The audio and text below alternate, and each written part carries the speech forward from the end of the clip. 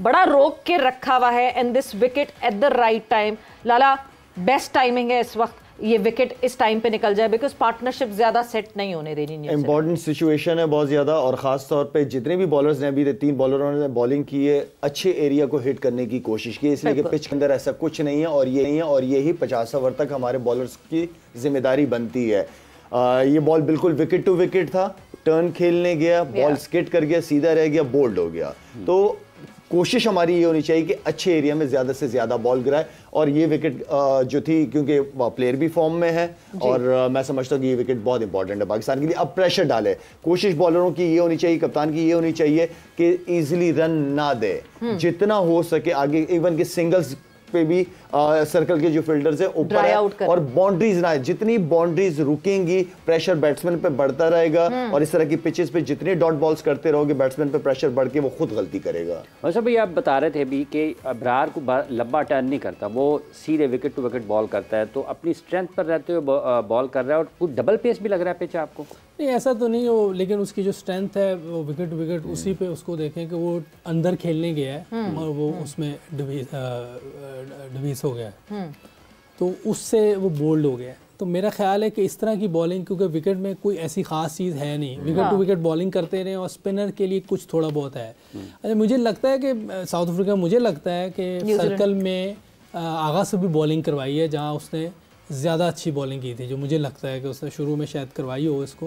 तो आप अगर इधर आप अपना एक और ऑफ स्पिनर भी साथ लगा सकते हैं, ताकि इस टाइम पे थोड़ा थोड़ा मुझे लग रहा है ग्रिप भी हो सकता है, क्योंकि विकेट अभी फ्रेश है, चांस मिल सकता है, मॉइस्चर भी शायद थोड़ा सा। और फिर जैसे जैसे थोड़ा बॉल और पुराना हो तो उसमें आप हारिस रऊफ आएगा, ये फिर 2-2 3-3 ओवर बीच में करते रहे हमारे फास्ट बॉलर, तो इसमें बड़ी हेल्प हो सकती है। ये जो अभी बॉलिंग इसने की है, पिछला ओवर भी बहुत अच्छा किया था, विकेट विकेट, अभी भी जो विकेट लिए, ये टाइम है प्रेशर डालने का। जितनी विकेटें मिलेंगी उतना ही वो अंडर प्रेशर आएंगे।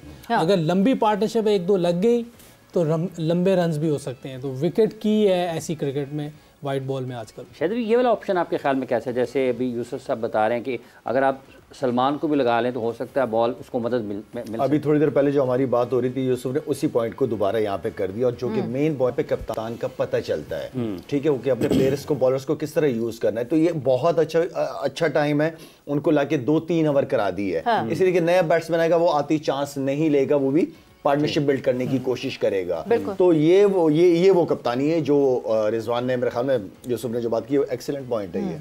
पार्टनरशिप सेटल नहीं होने दे, बिकॉज हमने जो रीसेंट टाइम्स में न्यूजीलैंड के अगेंस्ट जो भी मैचेस देखे, उनकी मॉडस ऑपरेंडी यही रही है, slow and steady partnership build करते करते करते, और फिर जिस तरह वो पार्टनरशिप चार्ज करती है। हमने जो पहला मैच यहाँ गद्दाफी स्टेडियम में खेला उनके अगेंस्ट, आखिरी 10 ओवर में 125 रन बना दिए थे, आखिरी 5 ओवर में 84 रन बनाए हुए थे। तो वो चीज रोक कर रखनी है, पार्टनरशिप को तोड़ना would should be the key, runs रोकना should not be the key. मेरा ख्याल है कि इस मैच में 125-30 पे 4 विकेटें ले ली थी, फिर उसके बाद विकेट नहीं ले पाए, फिर आराम से लेके, और आखिर पे उन्होंने जो ये हमारी क्रिकेट होती थी 90s में, अगर आप देखें कि आखिरी 10 ओवर में हम 100 रन करते थे, कभी उससे भी ज़्यादा कर देते थे। तो पीछे अच्छा खेलने वाले ऑलराउंडर थे, 5-6 तक हम लोग खेल रहे होते थे। उसके बाद जैसे ही 10 ओवर का मिलता था, ये सब लाठी चार्ज करते थे, वो 100-125 रन में मिल जाते थे, बोर्ड पे 300 लग जाता था, 290 लगता था। तो ये हमने न्यूजीलैंड को नहीं करने देना। उनका भी देखें कि उनका भी यही, उन्होंने आखिर पे अपने 2-3 जो ऑलराउंडर हैं, फिलिप्स गो के ऑलराउंडर नहीं है, प्योर बैट्समैन है, लेकिन साथ थोड़ी बहुत बॉलिंग कर लेते, लेकिन जो अगले 2 उनके हैं वो दोनों अच्छा खेलते हैं। स्पेशली ब्रेसवेल जो है वो लंबी हिटिंग भी कर लेता है, और सेंटनर जो है समझदारी से फास्ट क्रिकेट खेलता है। तो इनके 2 ऑलराउंडर ये दोनों बहुत अच्छे हैं। हमें चाहिए कि जितनी जल्दी हो सके नसीम ने भी एक और wicket down, Naseem Shah takes another wicket and Williamson goes back to the hut, और 40 for 2 राइट नाउ न्यूजीलैंड। ये बहुत कीमती, क्योंकि इसके इर्द गिर्द सारे चलते हैं, ये लेके चल रहा होता है, वो एंकर होता है और उसके इर्द गिर्द जो है सब वो, और फिर ये भी जब इसकी लगनी शुरू होती है तो ये भी अच्छे स्ट्राइक रेट से खेलना शुरू होता है। तो बहुत अच्छी विकेट मिली और अच्छे टाइम पे मिली है। और अगर इसको थोड़ा सा आप एक्सप्लेन करना चाहेंगे लाला? मेरे ख्याल में सीधा बॉल था, बिल्कुल सीधा बॉल था, और मेन विकेट थी, आपकी बैकबोन है न्यूजीलैंड टीम की, सीनियर प्लेयर है, परफॉर्मर है बहुत बड़ा, कंडीशन को अच्छा यूटिलाइज करता है, अपना टाइम लेता है और बीच में ये स्पिनर्स को, कोई भी स्पिनर हो उसको, उसके खिलाफ ये बड़े अच्छे एक्स्ट्रा कवर शॉट हैं, इसके बाद स्वीपें बहुत अच्छी हैं, इसके पास कट अच्छा मारता है, तो ये स्पिनर्स को तंग करता है और विकेट बहुत इंपॉर्टेंट है, ये मुझे पता है। मतलब इस वक्त यूसुफ ऐसा लग रहा है कि यहाँ इन कंडीशंस में अभी तक जितनी हमने कंडीशंस देखी हैं, sticking to the basic is the key. विकेटों के अंदर देखिए, ये भी विकेट्स के अंदर बॉल थी, उसको वो ठीक है लेट हुआ है, जो भी अर्ली ऑन है, ये बेनिफिट ऑफ दे सकते हैं बैट्समैन को कि बिल्कुल आया ही है, अभी ये पहली या दूसरी बॉल होगी उसकी। की विकेट थी, टेक्निकल बहुत साउंड प्लेयर है और वो अगेंस्ट स्पिन फास्ट बॉलिंग दोनों के अगेंस्ट साइलेंट असैसिनर है भाई विलियमसन। वेट ट्रांसफर उसका बहुत अच्छा है, बैलेंस उसका बहुत है, हेड पोजीशन बहुत ज़बरदस्त है, उसके पास सारी चीज़ें इतनी अच्छी हैं कि वो हर तरह की बॉलिंग के ख़िलाफ़ खेल सकता है और डोमिनेट कर सकता है। और सबसे बड़ी बात है वो बाकी सबको साथ लेके चल रहा होता है, क्योंकि बाकी थोड़ा सा तेज़ खेलते हैं, ये थोड़ा स्ट्राइक रोटेट करते करते उनको चलाता है। तो बहुत की विकेट मिली है पाकिस्तान को। मेरा ख्याल है कि अब वापस मुड़ के नहीं देखना चाहिए, कहीं भी इनको मौका नहीं देना चाहिए, थ्रॉटल पे पाँव रखे हैं। ये हम लोग सारे इधर कह रहे हैं, ठीक है दूसरी टीम भी खेलने आई हुई है, लेकिन इस टाइम एक चांस है हमारे पास जो कि हम इन्हें कम रन्स पे आउट कर सकते हैं। कि आपको लगता है कि अभी जैसे आपने कहा कि बिल्कुल अपनी बेसिक्स पर रहना चाहिए, अब बॉलर्स के लिए ये कि अभी भी रहना है, कुछ गैर ज़रूरी अंदाज में या गैर मामूली अंदाज में जा रहे हैं? मेरा नहीं ख्याल इस विकेट पे इस तरह का चांस कोई लेना चाहिए, क्योंकि आपको सक्सेस मिल रही है विकेट टू विकेट, तो एक्स्ट्रा कुछ करने की ज़रूरत नहीं है। वो उस वक्त होता है जब आपको फैंटी पड़ रही हो, कुछ समय ना आ रही हो, तो कोई एक्स्ट्रा चीज़ कर लें। अभी मेरा ख्याल है कि विकेट टू विकेट आप अपनी जो पेस है उसको मेंटेन करते हुए बॉलिंग करें, हल्का फुल्का हो रहा है। डैरल मिचेल, अच्छा ये चल चल के क्यों खेलना शुरू कर दिया उसने आते साथ, इसकी क्या वजह है? आपका क्या चल के तो नहीं खेला? नहीं वो डैरल मिचेल वो वार्म अप जिस तरह आते हुए। अच्छा पहला बॉल अच्छा मैंने गौर नहीं खेल जाता है, वो खेलता है नॉर्मली इस तरह, बॉलर्स को थोड़ी लाइन को आगे पीछे करने के लिए, थोड़ा अपने आप को कॉन्फिडेंस दिखाने के लिए वो करता है, लेकिन बहुत मेन प्लेयर है, बड़ा परफॉर्मर है ये लड़का भी, और काफ़ी क्रिकेट खेला हुआ पाकिस्तान में, पिचेस का बहुत अच्छा अंदाज़ा है, टीम को पार्टनरशिप की शक्ल दे देता ही है। मतलब अगर मैं अभी इस पूरी लाइनअप की बात करूं, न्यूजीलैंड का जो बैटर अगला आता है वो आपको दिखता है कि वो किलर है, वो उस तरह रन्स बनाता है, वो इट सिंगल हैंडेडली इंडिविजुअली जिता देता है, एक से एक विकेट उतनी ही भारी भरकम है जितनी पिछली विकेट ली हुई हो। लाला मस्त लाला, आज मैं उधर देख रहा यही होगा मैच के साथ साथ, जिस तरह एक नया नाम आता जाता है, हर नाम अगले पिछले नाम से उतना ही भारी भरकम है।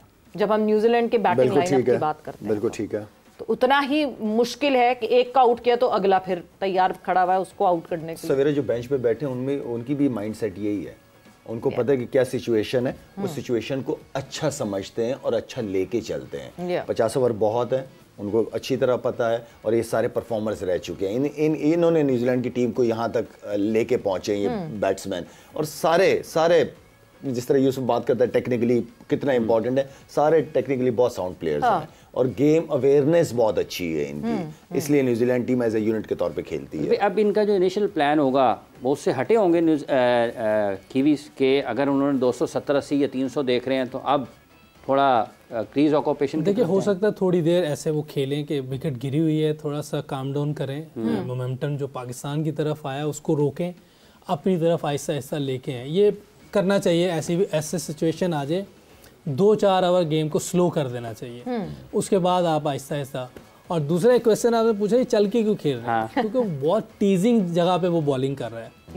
हाँ आप देखें ना, वो चल के आया आगे तो उसने पीछे करना शुरू कर दिया, तो वो आप उसकी जो लेंथ थी जो अच्छी जगह पे कर रहा था उससे उसको पीछे ले गया, तो ये उसकी टैक्टिक्स थी। और वो बाउंसर जब उसने किया तो उसने आराम से उसको खेले को, उसकी हाइट भी है और टेस्ट क्रिकेट मतलब बॉलर को अपनी जगह से हिलाने के लिए उसकी लाइन उसने खराब की है, लेंथ डिस्टर्ब। और अभी पिछले मैचों में इस तरह की सिचुएशन न्यूजीलैंड पे आ चुकी है, इन्हीं लड़कों ने पार्टनरशिप लेके गए थे।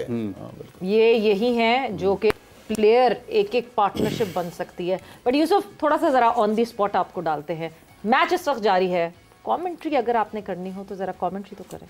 कमेंट्री मुश्किल कमेंट्री मुझे क्या रहे इंग्लिश नहीं हम उर्दू में भी मुश्किल काम है, कमेंट्री करना कोई आसान काम नहीं, बड़ा एक्सपीरियंस चाहिए उधर।